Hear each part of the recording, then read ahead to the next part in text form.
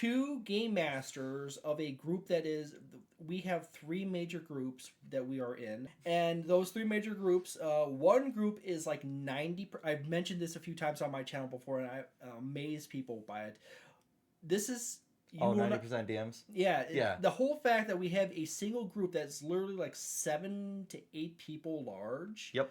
That is literally 90% people, and then they're like people like I can barely even get in a group with 1 game master or dungeon master. No, our like, almost entire trying to hunt around for dungeon masters. There's people who literally sell their time dungeon mastering with professional dungeon masters, and we have a group that literally has like 7 of the 8 people in it as dungeon masters. Me, you, John, Gage is learning. That's group 2. That's group 3 and Matt, 2.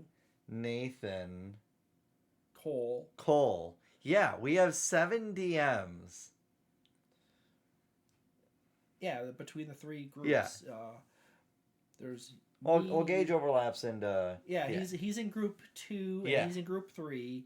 And then Matt's in group, well, I guess 2, but now it's the 3rd one in the week in order. Or is it...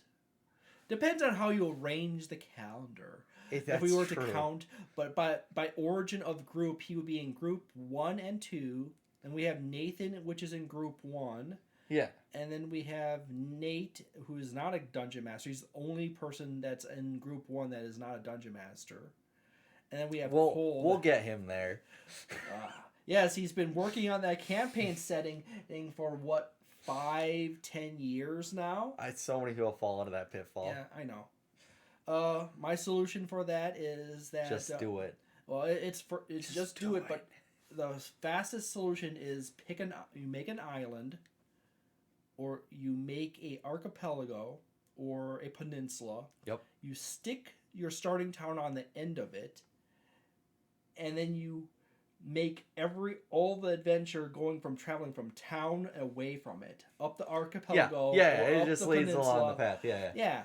All right, guys. There's your path. Yeah, it's quasi-linear, so you might have like a north path and a south path, but you can actually reasonably have like a simple little town your guy starts out in, or girl. Yeah. Or it, or they, or Z or Zer, or whatever you want to attach to your character. It's your character. It's just that. Yeah. And as the Dungeon Master creates events up the archipelago of islands or the peninsula, you guys travel along that path.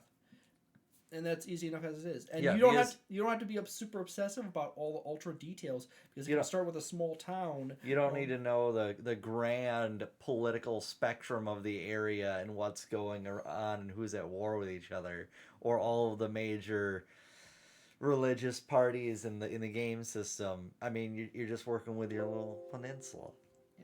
Your tiny little town.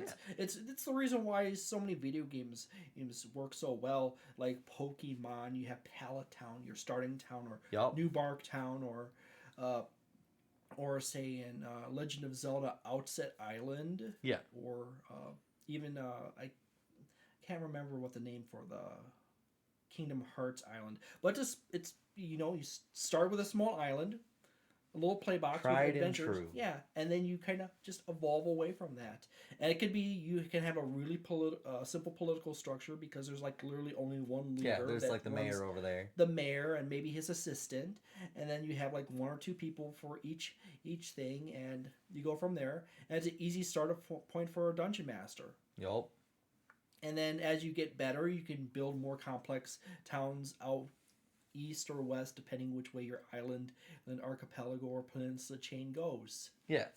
So I feel like you could also do really well with a pirate theme for that as well. Because I know it's so open by comparison. Boats and airships result in going anywhere and everywhere. That's true, but just draw out the map as they start going there. Yeah.